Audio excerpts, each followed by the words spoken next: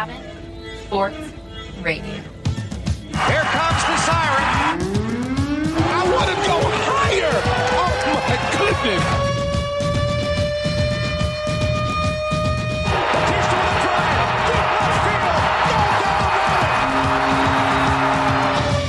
Will defend. Oh! LeBron James with no regard for human life. Pass is intercepted at the goal line by Malcolm Butler. Unreal. Oh, baby, for sure. Cabin Sports Radio starts now. Unbreakable Mike Gibbons and Lecter with you for another hour of sports chat here on Cabin Radio, brought to you by Sport North, moving sport forward. Glad you could join us once again. Not a ton going on, but we're going to do our best. There are definitely some stories out there in the world of sports, and I mean, in the world of sports, for the world, there's lots going on. No doubt. But, I mean, we have our wheelhouse here, Mike. There's only certain things we're going to touch on. So, a big story going on that we'll get up to a little bit later on in the NHL. The Arizona Coyotes apparently just have no use for draft picks. Yeah. We'll talk about that a little bit later on. But let's not waste time. Let's get into it. It is time for your CSR News. A look back at the headlines in the world of sports, or at least mine and Mike's world of sports. Oh, take it away, Mike. That's right, Lecter. The Los Angeles Dodgers are World Series champions for the first time since 1988 after eliminating the Tampa Bay Rays in 6 games last week. The title is LA's 6th overall after the club came up short in 2 of the last 3 World Series. Shortstop Corey Seager was named MVP of the Fall Classic 1 round after he was also named Most Valuable Player of the Championship Series. And then they celebrated and all got COVID, maybe? I was going to say, and I was just sort of recalling as I was going back at the week that was in the world of sports, and yeah, the whole Justin Turner episode sort of eluded me a little bit, but that was definitely one of the stranger storylines to come out of it. So I guess, you know, leading up to the game, and they always have their protocols for ensuring that they're being COVID compliant. Right. There are fans in attendance, but they're spread out quite a bit, socially distanced. So reducing capacity big time. Bullpens, dugouts, they're separated as much as you could reasonably expect during the course of the game. But then, of course, when the game happens itself, we don't adhere to anything. It's baseball as we're used to seeing it. But a really strange series of events. I guess I don't know if it was actually during the course of the game that they did a swab, determined in the middle of the contest that Justin Turner. Oh, it was in the middle of the game. Yeah, one of their star infielders, or it could have been just before Game 6. Right. But certainly would have been warming up with his teammates. Would have been ready to take the fields for this pivotal Game 6. Determined that he did have a positive COVID-19 test. Right. Pulled from the game. So didn't play from that point on. And then, of course, they go on to win the World Series in 6 games, 3-1 the final in the clinching game. And he's out there partying with his teammates, drinking some champagne. No mask. Had a mask. He did have... There were pictures anyways at certain points with a mask on. Yeah. What's going on behind closed doors? Those were the known pictures. Right. Yeah. When there's obviously the celebration on the field that we're actually allowed to see. But yeah, what goes on behind closed doors in the locker rooms, who really knows? Yeah. And now, and I mean, LeBron James recently has said, now that LA is a city of champions once again, they just had the Lakers win the NBA title, the Dodgers win a World Series. He's come out saying that he wants a parade. He wants LA to celebrate its 2 champions. And there have already been a number of cases, COVID-19 cases related to the sort of impromptu championship rally they held for the the Lakers outside Staples Center a couple weeks ago. So maybe not the time to be touting for there to be some championship parades in Los Angeles, already a really, really densely populated area. I mean, we've already seen a winning formula as far as championship parades goes. The Tampa Bay Lightning just had it all on a boat, right? Like, that's pretty achievable in California, right? Like, come on, it's not that hard to figure out here. Similar climates, it's obviously a lot easier to social distance when you're on a jet ski, by yourself with a Stanley Cup going down the canal, and you've got other people joining in with their boats as well.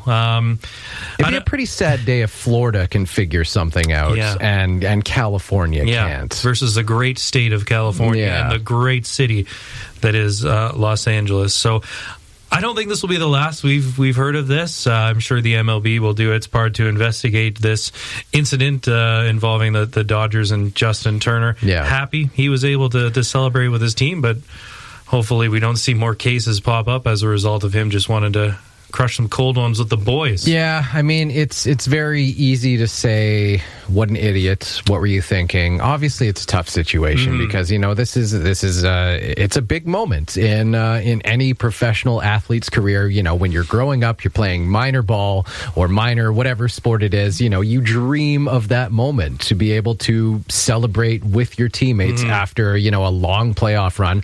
This one, not actually a short regular season run, but as short as it could be in baseball history. But nevertheless, still a huge moment for Justin Turner and his team as well. So on one hand, it's hard not to feel for the guy, to think that he could be in this moment with his teammates that they've worked so hard to get to. You have that crowning moment. All right, we've done it. We've finally won. You want to celebrate with your team. Obviously, he should have been immediately quarantining. Yeah.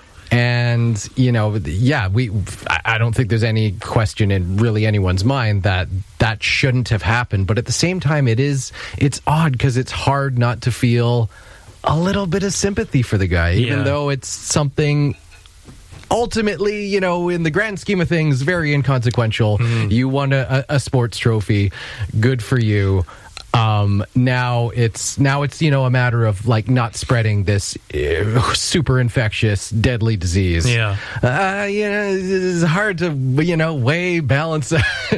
It's so bizarre. He was someone that was in the running too for MVP. So Corey Seager, shortstop for the Dodgers, ends up winning it. But Turner, Kershaw, Mookie Betts, all names that, depending on how Game 6 played out, could have been in the running for an MVP trophy themselves, and certainly, a rock for them in the infield. So it was a loss no matter what. You feel for the guy that he wasn't able to help his team in a clinching game. But you kind of got to read the room a little bit. There's a deadly pandemic rolling around. The MLB, not immune to it. They had their issues throughout the regular season. Probably a big sigh of relief for management, ownership groups, the executive, individual teams, that it's now a wrap.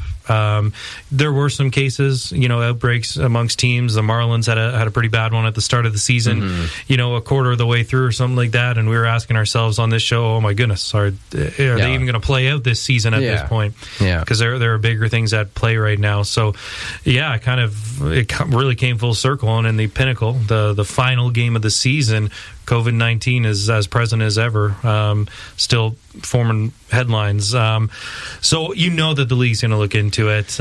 You wonder if there's any sort of repercussions that come as a result. I don't know. I don't know if fines. Clearly, protocols were broken though before, during, and after. So don't be surprised. Maybe if this is something they look into further. I don't know if there are fines or possible suspensions to start the next season, whenever that may be. But I don't think that this is the last we've heard of it. But some other storylines to come out of this. The Twitter world was abuzz. I don't know if you saw, but Blake Snell, who was wheeling and dealing for the Rays, he was their one shot at potentially extending the series. 6 innings deep, only a handful of hits, but he was pulled he thought prematurely after just 72 pitches, which isn't a very high count for a starting pitcher. So the Twitter world wasn't really having it. He was irate. You could see in his reaction he didn't want to come out of that ball game. Right. Reliever comes in and gives up the tying and go-ahead run in that same inning. So that probably stung. Manager stood by it for various reasons. Clayton Kershaw finally gets his ring. A little bit of redemption for him. Falling short in 2017, 2018, always someone who would perform during the regular season, but did have his issues. Like we saw David Price, former Blue Jays pitcher, a couple years ago. He finally got over the hump in 2018 with the Red Sox. So Kershaw finally gets his ring, and Mookie Betts. That's his first. It's his second. He won in 2018 with the Red Sox. Of course, yes. Right. Same year that he won the AL MVP award. Right. So I think he is now the first division MVP to win a ring with in both the American League and the National League. So he's a winner.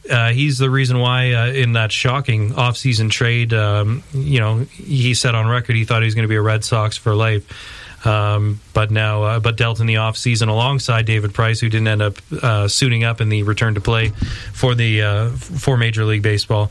He's now a two-time winner and has made a real difference in that clubhouse. So they finally get over the hump. First championship since 1988. Good on them.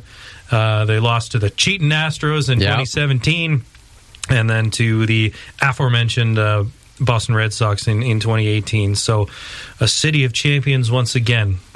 They couldn't beat cheaters, but they could beat COVID. So that's right. So good on them. And hopefully this whole Justin Turner situation doesn't turn into anything bigger.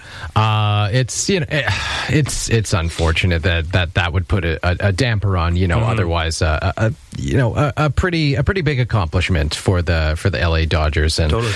And I don't know. It's so strange.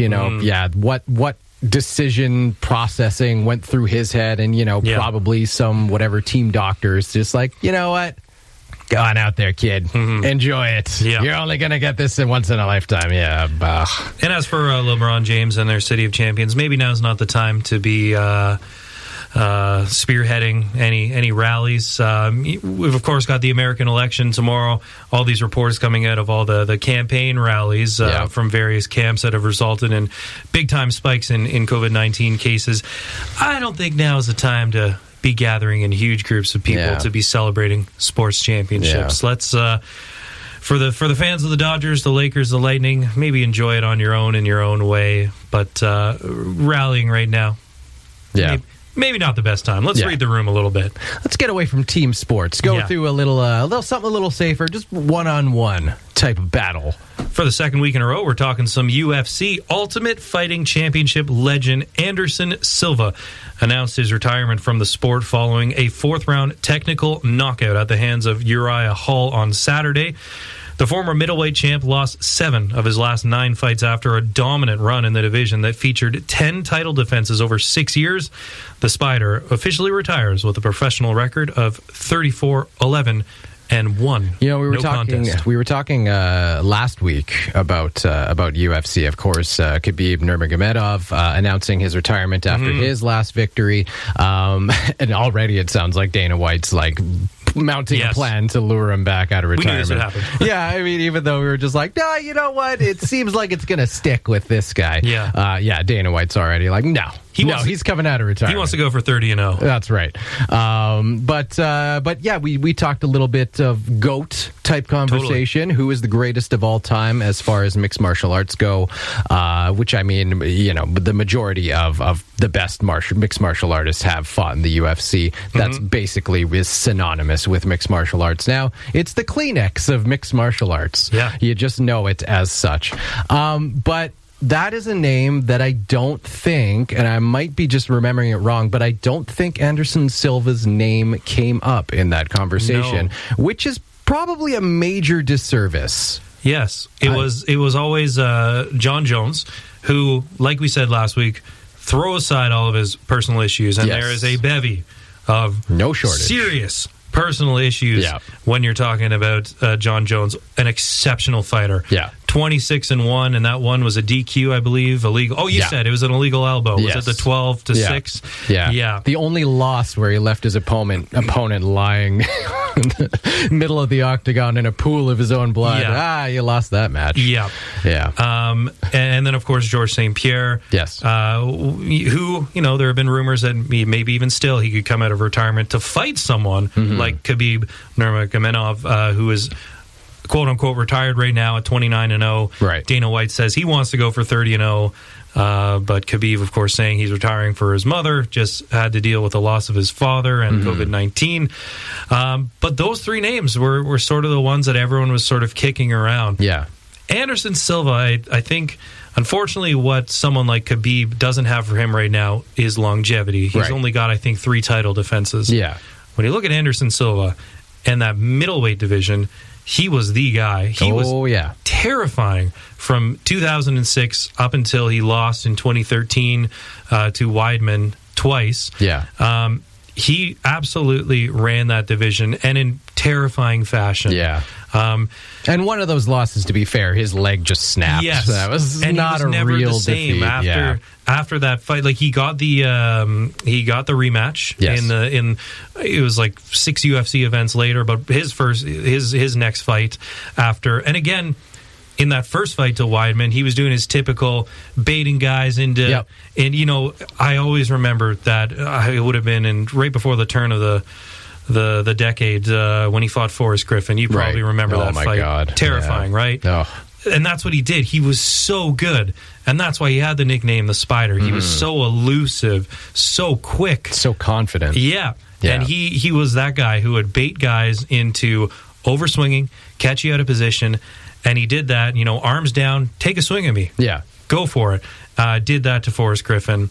He overextended and then just pop with I think it was his left hand, his offhand. Yeah. And knocked him out cold. Yeah. There were rumors after the fight that Forrest Griffin was deaf in 1 year. Oh, my God. That's what he did to people. He was so terrified. And that wasn't even a title defense. I'm assuming that would have been a catchweight, because Forrest Griffin usually fought in the light heavyweight. Yeah, I think he kind of bounced back and forth. I can't remember if that would have been a title fight or not. But there was that brief stint, after the legendary Forrest Griffin Stephan Bonner fight, where Forrest Griffin was like a marquee name in the UFC. Whether you thought he had the talent to really be there, really deserved to be in that upper class type caliber, he was there. And then Anderson Silva quickly made him look like he was out of his league. Yeah. And he did that with so many of his opponents.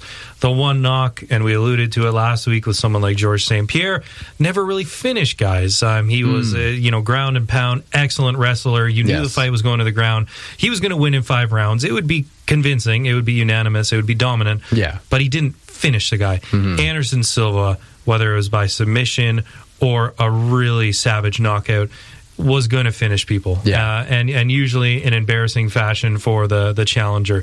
So I remember his run in the middleweight division was unparalleled. 10 title defenses across 6-7 years, and it was Weidman was finally the guy that caught him when he was showboating or had his arms down or was inviting the punch. Finally landed one, knocked him out. Gets the rematch, and that's, of course, as you alluded to, he had that really unfortunate, horrific leg injury and never recovered. Since then, dropped 7 of 9, or maybe it was 5 of 7 after those 2 losses to Weidman, and never really got it back. Didn't get any of the marquee events. Certainly wasn't in the running for any division championships. And that was pretty much all she wrote. That was back in late 2013, and here we are, 2020, now officially retired, but we haven't heard much from him since. Maybe longevity in his case was a bit of a downfall for him. He was by that point, probably something around 22-4, and now finishes off his career with a series of losses in a row, and And that's it now for the career of the Spider. Yeah, certainly an anticlimactic way to go out of what was otherwise a phenomenal career. Like there was no question that at a certain point, I think around that same time when George St. Pierre was in his absolute prime, the longtime welterweight champion, Anderson Silva was right there, one division up in middleweight, the undisputed middleweight champion. You knew that there was only, and it just seemed like there was a time when just nobody was going to be able to beat him. No. And, you look over the span of an entire career and you make the argument of who's the greatest of all time. You talk about Khabib, you talk about George St. Pierre, you talk about John Jones. Yeah. And in the grand scheme of it, at the end of it all, Anderson Silva's overall wins-loss record doesn't quite fit into that conversation. But when you just look at overall body of work, especially for the fact that Anderson Silva is the last by a mile, the last of those Pride fighters who really made a name for the Pride League, which is no longer around. UFC bought it, I think, in probably around then, like 2006, and it brought over guys like Mirko Cro Cop, Quentin Rampage Jackson, a few other really big names. I think Vitor Belfort might have been fighting in Pride at that time, but some really well-established, huge names in the world of MMA. And Anderson Silva was, I think, the one that really had a dominant run in UFC. Rampage Jackson, I think, won the light heavyweight title once after he came over. There was another big one, a heavyweight. I'm trying to remember his name. He had a brother. Some MMA fan is just screaming at his radio right now. There was a couple of brothers who were pretty big in Pride as well. But Anderson Silva was the one that really carried that torch, and it was still, if not burning at full capacity, that torch got stronger in the UFC. And there was, I remember at one point, I can't remember what year it would have been, but Stefan Cote was named the next challenger for the middleweight title. That's right. You just knew. You're like, no, there's no way this guy is going to beat Anderson Silva. And he would always come out and, like you said, goat his opponents. And this might be kind of where, he was one of the most enigmatic fighters. You either loved him. Oh, yeah, he was polarizing. Or you couldn't stand watching him fight because you knew that he was not only going to beat you, but he was going to mock you. He was going to humiliate you. He was going to absolutely humiliate you. And there's nothing worse than getting knocked out and humiliated. You get knocked out, you lose a fight, whatever. It happens to literally everyone who's ever fought in mixed martial arts. But to get just embarrassed and then find yourself gazing up at the rafters of, wherever the event happened to be happening and see Anderson Silva basically dancing over you, looking like he's barely broken a sweat. It was an absolute spectacle for a time to watch that guy fight in the UFC. And, grand scheme of things, grand body of work, grand record. It is kind of a disservice not to still put Anderson Silva in that conversation of greatest of all time. He's 45 years old. He retires. He's not the oldest UFC fighter to compete. Of course, another one who previously, in that era, the early mid-2000s, would have been in that conversation as Randy Couture, who I think fought his last fight at age 47 or 48, if I'm not mistaken. So, I mean, the sport has evolved so much that it's almost like when you talk about hockey and, you compare like a Sidney Crosby or Connor McDavid to Wayne Gretzky, and it's just different eras of competition. The game has evolved so much, and so has mixed martial arts. But I think Anderson Silva was one of those first, as MMA has evolved from one-dimensional styles to everyone kind of being multi-talented in different dimensions of the sport. Anderson Silva was one of those first ones that could literally do anything and could beat you in any way. So it's that's the end of a legendary long career with Anderson Silva. Whether or not you want to put him in the conversation of greatest of all time, I think that's kind of an individual decision, but without question, an absolute legend in the UFC and mixed martial arts as a whole. Yeah, and we talked about it last week. That's why I think something like longevity matters. I stand corrected. He was 33-4 heading into that fated first loss against Chris Weidman at UFC 162. The body of work since then, not good. He had a lot of them go the distance, but ultimately dropping 7 of his last 9, one of them being a no contest against Nick Diaz. But 33-4 going into there. I do mention longevity, though, because of the 10 title defenses. We can't discredit that. That is part of his repertoire. He absolutely ran that division. And now that it's official and he's hanging up the gloves, I don't know if you heard, but Dana White said he shouldn't have even been in that fight this week. And that he should have retired some time ago. And hearing that now and seeing what happened with the TKO on Saturday, you tend to sort of believe him. Dana White has a real knack for deciding one fight too late when a fighter should have stopped. Should have had that guy in there. Chuck Liddell probably shouldn't have been in there in the first place. Okay. Biggest regret for me, Lecter, we didn't get that super fight, and obviously never will. That was, like you said, for the longest time, it was GSP running welterweight. It was Anderson Silva running middleweights. And there was always the prospect of that super fight, and we never got it. Yeah. But that's why we talk about legacies, because sometimes guys extend it maybe a little longer than they should, and you take on that risk of what could this do to my legacy? Is it worth me continuing this run? Am I past my prime? But it's life. You never know. And I think that might be part of what made Anderson Silva great, is I don't think that entered into his mind at any point. Yeah. He loved the sport. Yep. He loved mixed martial arts. Yep. I don't think he had any worries about being, named the greatest of all time, or else he wouldn't have been fighting, into his mid 40s. Right. But he's from Brazil and really kind of embodied that Brazilian like soccer spirit where you're not happy just to win. Yes. You want to put on a show. Yep. And he absolutely did that, every time we saw him in the octagon. So that ends a wonderful mixed martial arts career. Absolute legend. Greatest of all time? Who knows? But that's an argument for someone other than Mike and I. That's right. We are going to take a break and come back for another segment here on Cabin Sports Radio. The Cabin Sports Radio Podcast, brought to you by Sport North, moving sport forward.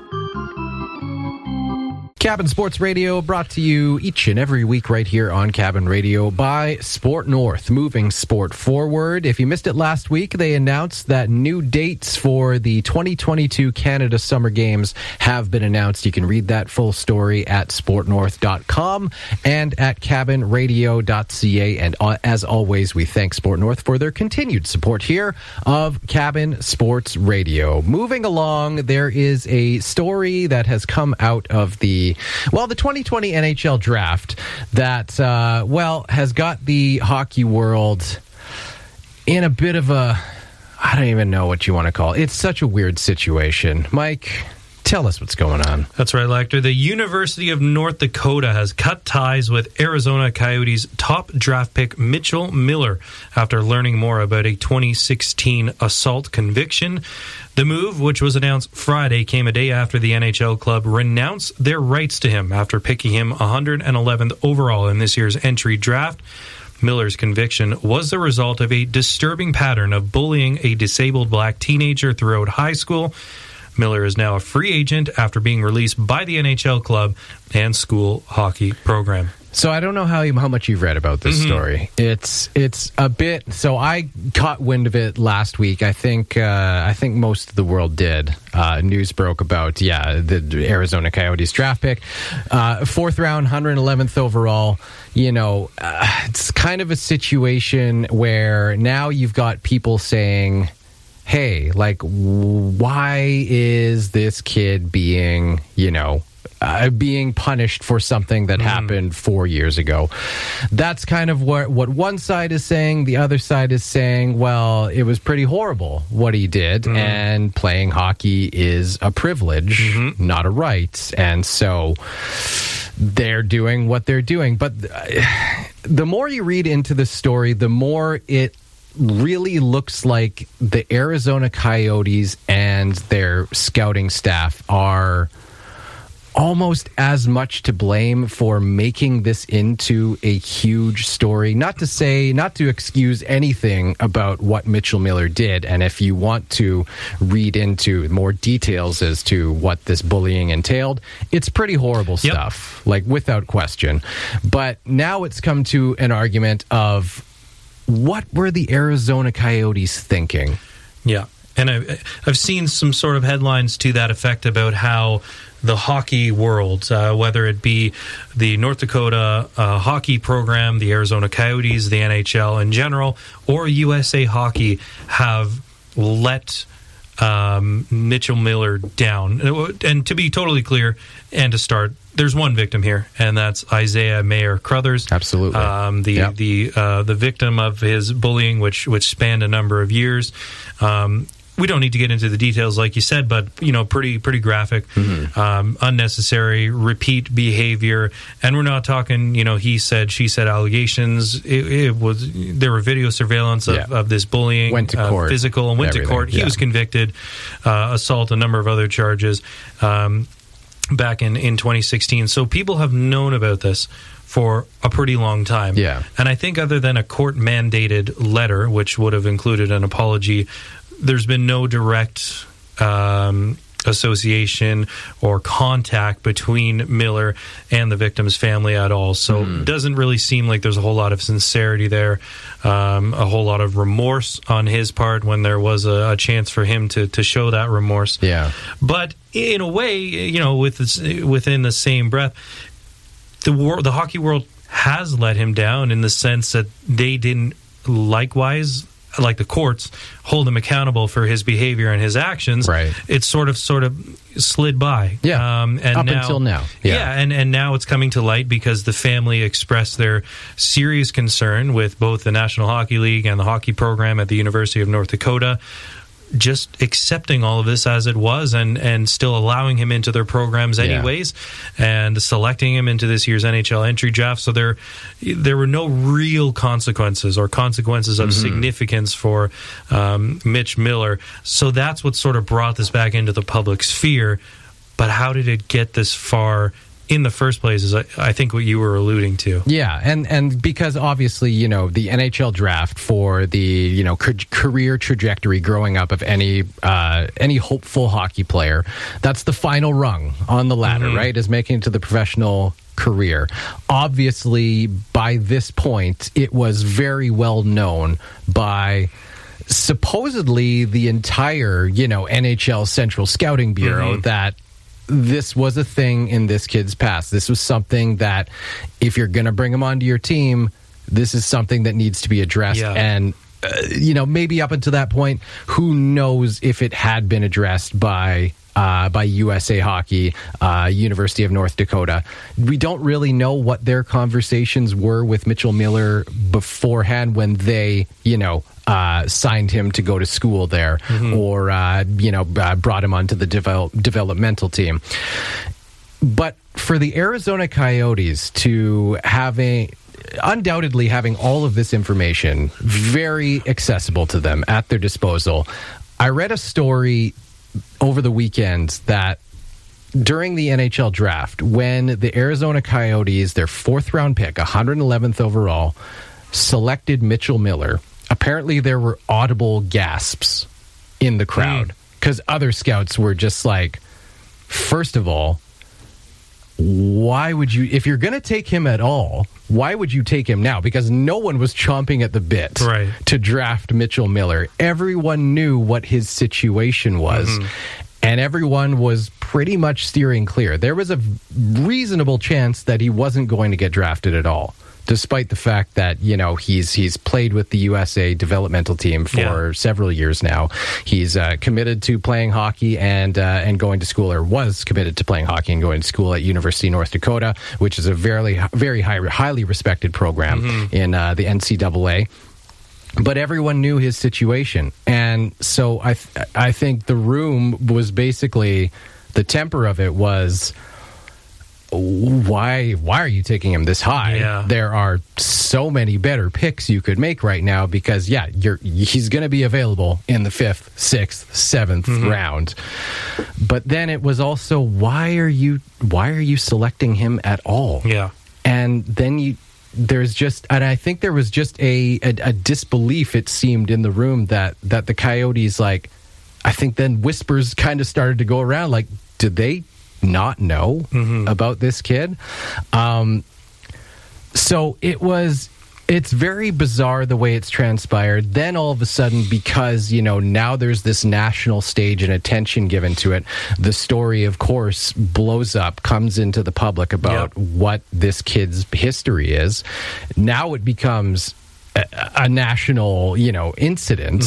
And the Arizona Coyotes, even though they should have and kind of inexplicably possibly didn't know about his past, now they all of a sudden make a grand gesture to relinquish that draft pick. Yeah.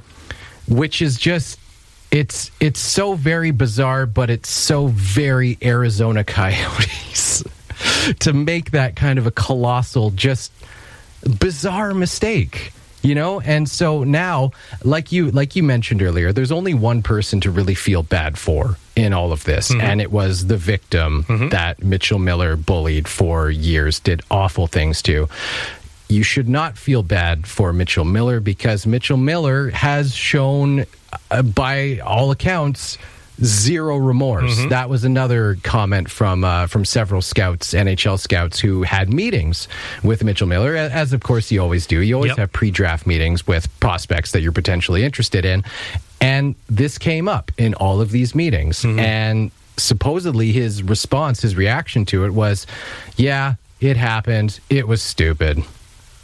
And that was it. That's not good enough. There was not a real feeling of remorse for his actions, despite the seriousness of the conviction that was against him. And obviously, and rightfully so, that turned a lot of scouts off. You're not going to take someone who, without even, especially in the 4th round, like that, this is not what it should come down to. But if you are a top round talent, there are some things that you can be excused of. Right or wrong, it's just the way it is. And up until now, that is probably what has enabled Mitchell Miller to continue playing hockey at a high level, despite what was going on off the ice. So it is probably, a very tragic situation of the system basically enabling a kid that it should have been pulling aside and saying, hey, this is not okay. You need to realize this, or you're not going to be continued to be afforded this privilege of doing what you like. Mitchell Miller's life is not over. Life does not begin and end with hockey. Right. Like we say, it is a privilege, not a right. He has an opportunity to make amends for this situation. And anyone who thinks that, this is cancel culture eking its way into hockey and ruining a kid's life, no, that is not the situation. I know you want to poke a little bit more fun at the Coyotes, and, of course, and the task that is now before them, but I think that is really one of the things that separates. You hear this term a lot now, winning culture, and that separates the world-class organizations from those that are more second and even third tier. There's not a chance that the team didn't know about this because it went as high as the courts, and he was convicted, and rightfully so. This went before a judge. But when there's scholarships on the line and acclaimed hockey programs, they're going to scout you, and they're going to scout you hard. They're going to go to minor games. They're going to have sit-down meetings probably at his parents' house with him. They might have dinner together or something. They're going to, before they commit to this player monetarily in the form of a scholarship or in the form of an entry-level deal, what have you, or at least a commitment to a professional club, they're going to meet you and they're going to ask you questions. They want to get a sense of who you are and how you fit into their culture, their team culture, and hopefully build somewhat of a winning culture as an organization. But We're talking about really, really disturbing, not even allegations, facts, repeats, patterns of bullying. We know it was racially charged. The victim has said as much. And again, this has all been before the courts. So there's not a chance that the Arizona Coyotes and the University of North Dakota didn't know about this. And there's no way, if you're trying to form a winning organization, there's no way that you can have that type of behavior. So like you said, first of all, even though it was even being in the fourth round is pretty high, but that is something that winning organizations would steer clear of from the get-go, I think. And not the decision the Coyotes made, and now they're paying for it. But like you said about this quote-unquote cancel culture, there are people who are going to say that, hey, listen, he was a kid. Yeah. He was 14, 15 years old when he made this mistake, and now you're gonna make him pay for this now. Again, it was repeat behavior. It was disturbing, repeat actions, no sign of remorse afterwards. There's going to be lifelong trauma and effects for the victim in this case here now. And like you said, life goes on after hockey. Yeah. They didn't kick him out of the university. In fact, they're encouraging further intellectual studies on his part. Like, he is still a student at the University of North Dakota. He's just not welcome to play in their hockey program. He probably won't get opportunities to play in other programs in the NCAA, and he's paying for those actions and that lack of remorse and really, really disturbing actions. So it's not cancel culture. He had a chance to make amends. Yep. He's never reached out to the victim since, and life doesn't end at hockey, like you said. Exactly. And they're not cutting him off from that completely. But they're saying you can't do it here. You can still study here, become a better person. You can do that here. You just can't play hockey here. So who knows what the future holds from a hockey standpoint. Looking pretty grim right now. But other than that, nothing else is being taken away from him. Yeah. No, and I mean, like you mentioned, like the road for a fourth-round NHL draft pick is not necessarily an easy one anyway. But it gets a little harder for Mitchell Miller now. And you know what? It should get a little harder for Mitchell Miller. He clearly needs something outside of hockey. He needs some personal reflection to become a more well-rounded human being. Hopefully he gets that help and that has people to reach out to and resources to go to that hopefully can help to make amends with this situation, because that's it. That's all there is now. You need to make this better. I do think that I can understand where the frustration about the grand gesturing of it comes from. Because like we say, University Developmental Hockey, or the USA rather, Developmental Hockey Team, they knew about this. Yep. University of North Dakota, they knew about this. The Arizona Coyotes, they knew about this. Or at least it's unbelievable to think that they didn't know about this. There's not a chance they didn't. So to make that mistake and then make it a even grander, gesture of we're renouncing his rights, it's just a bit ridiculous. And if you want to hear ridiculousness, all you have to do is look at the Arizona Coyotes draft year in general. I mean, that was a fourth round pick that they forfeited. Normally you would think, all right, you know what? That's no big deal. But not only was that gone, the Arizona Coyotes this draft did not even have a first round pick because, of course, they traded it to the New Jersey Devils for Taylor Hall. Yep.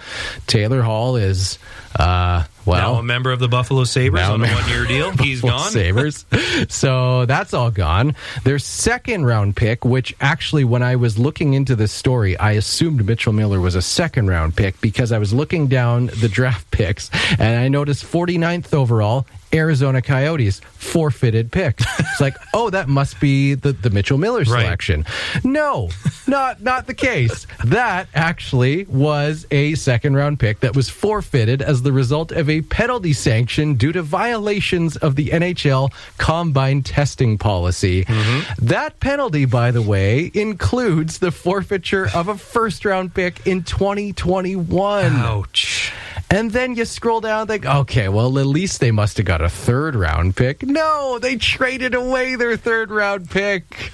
So the Arizona Coyotes did not have a draft pick in the first 4 rounds of the 2020 NHL draft and will not have their first-round pick, which at this point one can only assume will be the first overall pick in 2021. So the Arizona Coyotes continue to suck at every turn.